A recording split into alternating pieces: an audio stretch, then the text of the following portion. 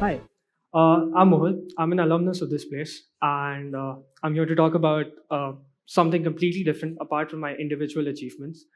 Firstly, the speakers who came before me, really inspiring stories. But I'm here to talk about my organization more than myself. I'm here to tell you the story of how 13 engineers, over an entire year, built a rocket, designed it from scratch, and manufactured it within our walls inside our college. Sorry. So I'm part of an organization called Trust Mighty. It's a student-run rocketry project and aerospace research and development project that is run by MAHE, which is the Manipal Academy of Higher Education. And I'm also the payload and research head at that place. So my job is to develop something which is called the mission, the payload of the rocket. So we basically develop sounding rockets, which are high powered, reach up to 2 Mach at times during our competition. And my job is to create the payloads or the mission of that rocket, the scientific experimentation that we're going to carry out so that flying the rocket actually makes sense economically. Um, what you can see behind me is my team at 2023 Spaceport America Cup. So these are my seniors, and the rocket that's kept in front of them is called Agni Astra. So this was our first Indian rocket that was designed to reach 30,000 feet at around 1.8 Mach. However, it suffered from a catastrophic error at 17,000 feet and crashed. Uh, this is my team at Spaceport America Cup in June of this year. And what you can see in their hands is the second place trophy for the SDF challenge. So we are competing with the best in the world. We are talking about Stanford, the University of Michigan, UIUC, as cutting edge as it gets. And they're sponsored by some of the best names in the aerospace industry. And yet we were able to, with our limited resources, win the second place at such a prestigious competition, which requires the highest order of technical expertise that you can have in this field. Um, to begin with, I once sat in the place where you're sitting today, the same chairs. I studied in the same classrooms under the same teachers. And when I was going to college, I was confused. I didn't know what I wanted to do. I didn't know what I wanted to pursue. In fact, I had no idea about rocketry at all.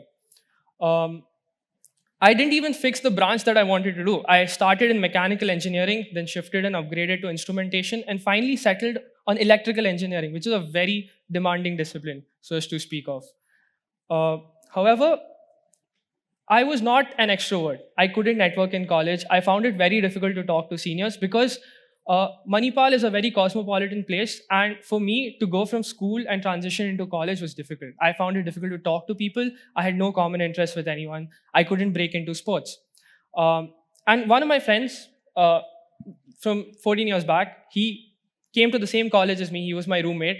And we both decided one day that to solve our problems, we'll join something called a student project. A student project is something that is completely funded by MAHE, and they make things that basically compete in engineering competitions across the world. So you have Formula cars, you have rockets, you have drones. And to get into these student projects, it's a very demanding, long drawn out process. So you have to go through something called task phase. When you join, they make you give a test. They put you through 2 rounds of interviews. As a 17-year-old, that's scary. That's scary to face because you're sitting in front of people who are very good at what they do. They know everything about what they do. To learn from them was an incredible opportunity. Uh, so I joined Thrust 2.5 years back. I was just a student who was lost, who didn't know what to do. I barely had any purpose. I was just trying to pass my exams and get through engineering, attend the labs, get the attendance. But I really got interested in rocketry. The more I studied, the more I understood, the more in depth I went, the more I understood the intricate process of manufacturing these complicated systems. Um, you see, sounding rockets are not legal to fly in India. We can't test our systems. We can't fly anything in India. So what we do is we basically test different subsystems of the rocket. We do motor tests, we do telemetry tests or communication tests on the ground, and we try our best to make sure that all the subsystems, if they're working in static conditions, they must work in dynamic conditions too. And we try to replicate those dynamic conditions. So for 6 months of my life, I spent 3 hours every single day sitting in a workshop trying to learn how to build rockets. Um, And then I progressed into second year. So in second year, you're basically a junior, right? You're a junior in the team, you're a full-time member, and they'll make you do everything. It wasn't just limited to electrical engineering. I had to operate a miter saw, a Dremel. I had to learn the theory of machines. I had to learn mechanical subsystem work in order to survive in the team. It is incredibly demanding. But I stuck through, and I can tell you that it was one of the best decisions I've made in my life to stick with it, because my friend dropped out, and he dropped out of college too. So yeah. Um, Now, the first lesson that I want to impart to you, the first lesson that I've learned from my journey, is that the best innovation comes out of constrained environments. In Hindi, we call it jugaad, right?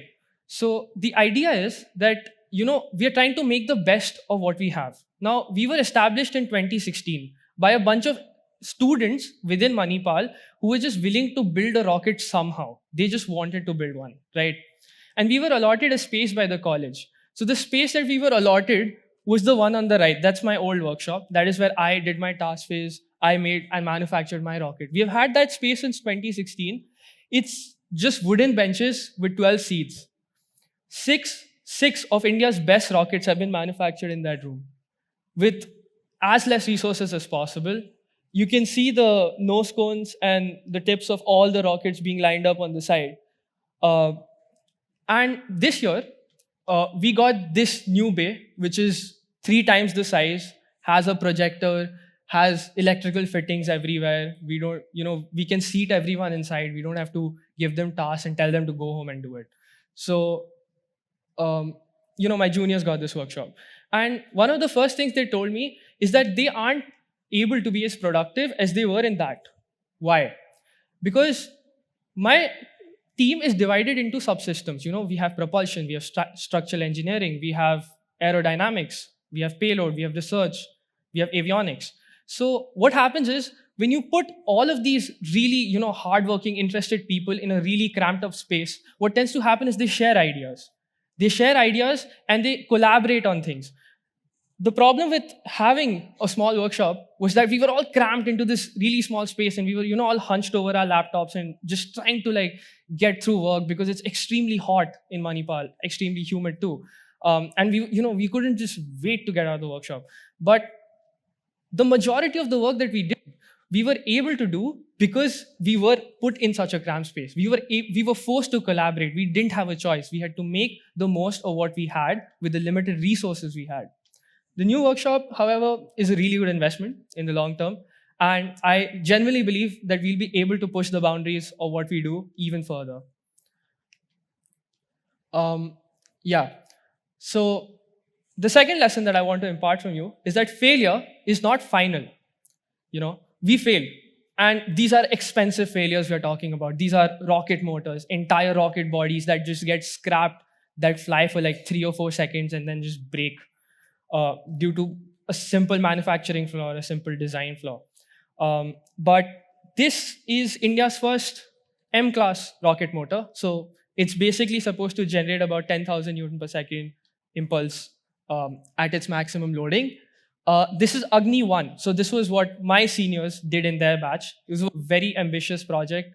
Everything that you see on the screen is manufactured in-house, including the propellant inside the motor. It was the first time it was being done in India. IIT Madras followed suit. IIT Bombay followed suit from us.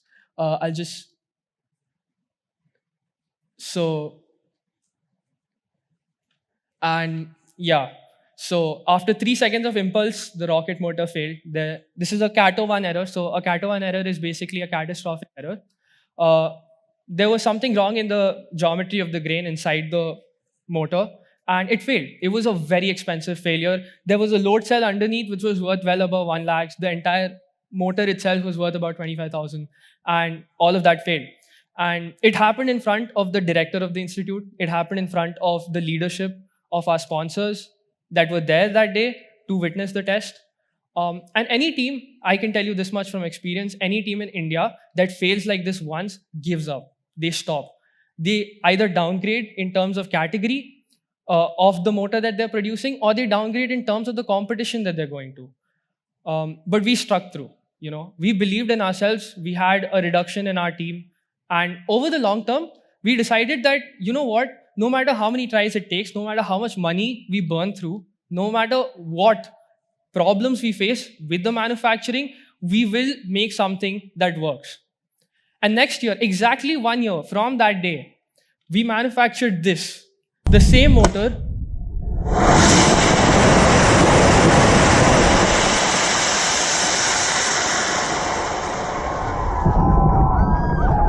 That is the sound of the first M-class rocket motor, statically tested by students, manufactured in India. No institute has ever managed to do that.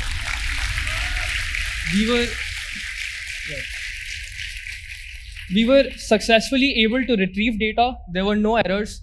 It was an almost perfect rocket motor that we designed. So I think what I learned the best from this experience wasn't that there were design flaws and there were manufacturing errors. That will happen. You're students, you will make mistakes. But the thing is that we decided to learn from our mistakes. We decided that, let's not give up. Let's give it another shot. And that's very important. Giving things another shot is very important. Things don't always happen the first time. You need to try again and again and again until you succeed. Okay, yeah. So Agni-Astra was the first rocket in India that was designed to reach 30,000 feet by students. And it was manufactured in-house by us, everything, the carbon fiber body tubing, except the motor, I think everything else was manufactured by us. And it was an innovation for its time because, nobody in India had thought of actually hitting 30,000 feet. The competition, it's in America, and usually the competition organizers are professors with PhDs in aerospace engineering. And when they go over the drafts of your design, they usually reject it if they feel that, there's some design flaws, there's some manufacturing flaws, or maybe you don't have enough experience to, try out such a category. But, our design expertise and our legacy is not just, one rocket. We have been there since 2016. We have 112 alumni working and doing PhDs and masters and working in some of the best aerospace companies in the world and pushing the boundaries of science every day.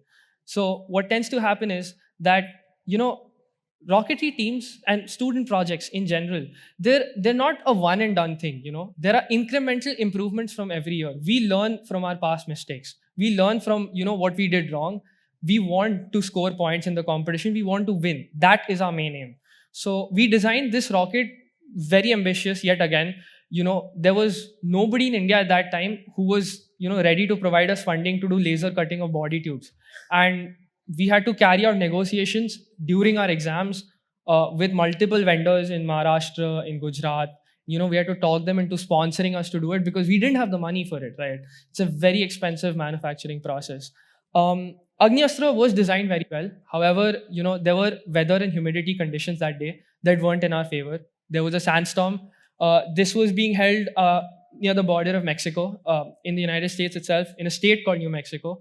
So the rocket did reach its entire thrust curve. It did reach its impulse. However, at 17,000 feet, it just shred apart. It had, again, it was a catastrophic failure.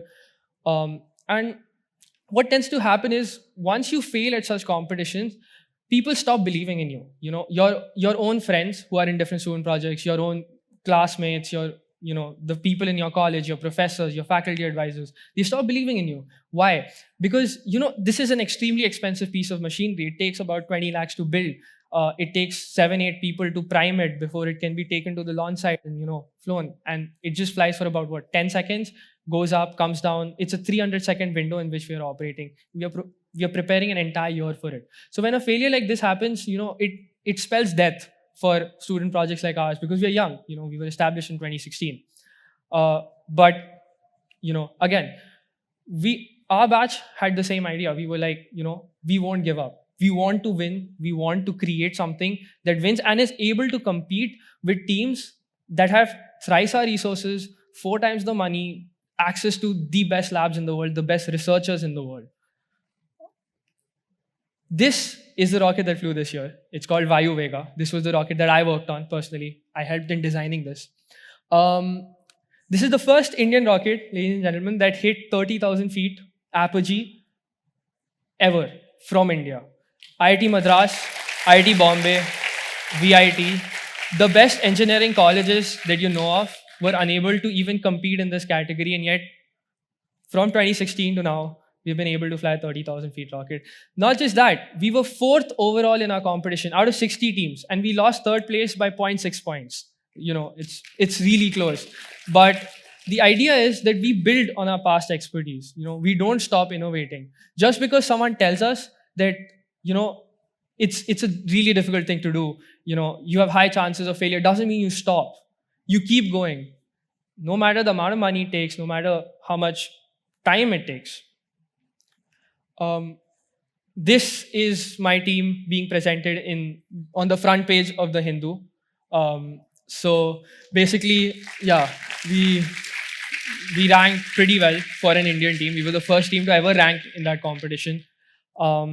And I'd just like to share a funny anecdote with you. So during one of those motor tests, the second time that it happened, we were all, very scared. We were like, okay, if we fail at this, they're going to shut our funding down. We're not going to be able to do anything. And that kills our motor dreams. We will never be able to manufacture a rocket with our own motor inside of it without that test being validated.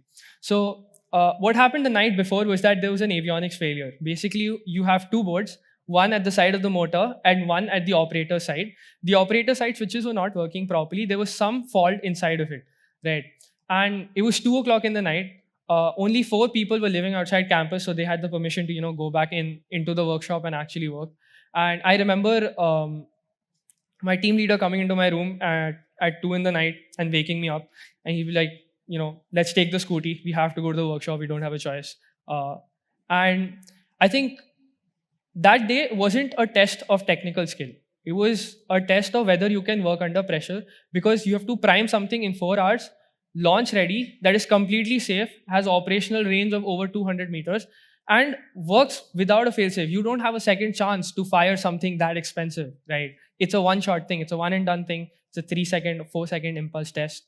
And I remember sitting on the ground outside the test bay with my computer, a bunch of my juniors sitting with me, and it was dark, and we had one of these stage lights, and we were just working. And nobody complained, We weren't whining about it. We were not saying that, okay, we don't want to do this, we can just delay the test. Because we might not get those conditions again, right? We might not get the right humidity, the right temperature to do it. And the most important lesson I learned that day was that diamonds are created under pressure. You don't succeed until you're put under extreme pressure at such things, because these things do go wrong, A lesson about life that, nothing is perfect. You'll always, lack the resources, sometimes lack the willpower to do something. And success is going through it, pushing through, trying to bring out the best in yourself, bring out the best in the people around you. Another very important lesson that I learned was that I had never worked in a team. When I was in school, we used to have these projects, and usually what tends to happen is that one person in the group does all the work, and the other people just present. And it happens in college too. It's a very common thing with our Indian education system. There's no distribution of work. But when I went into this team, I learned that, it was very hard for me to trust people, because I am responsible for what gets put inside something, right? And inside the rocket. And if it fails, that's my fault. But I learned accountability, and accountability is very important. Trusting the people in your team is very important. Not blind faith, question them as much as you want, but trust them too. Don't, keep an open mindset. Maybe someone is better at a particular task than you are, and if they have an expertise in that topic, you should listen to them. Keep an open mind. It's very important to work when you're working in a highly technical area, it's very important to keep an open mind. With that, I'd like to conclude my speech. Thank you so much.